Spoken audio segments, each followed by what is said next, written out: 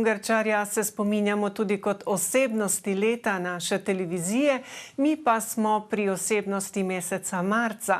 Naziv je osvojila metliška režiserka Maja Weiss, katere dokumentarni film Zajeti v izviru, slovenski otroci Lebensborna, pripoveduje zgodbo ukradenih otrok, zadnjih še živečih žrtev nacističnega rasnega programa.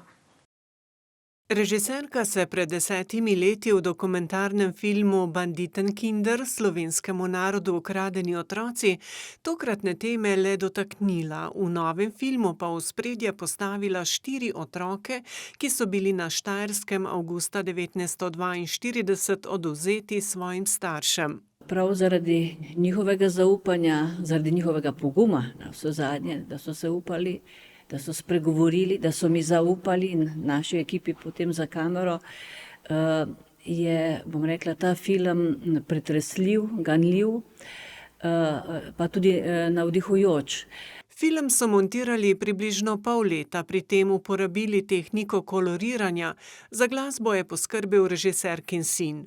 Po premieri na knjižnem sejmu v Frankfurtu film potuje po slovenskih dvoranah.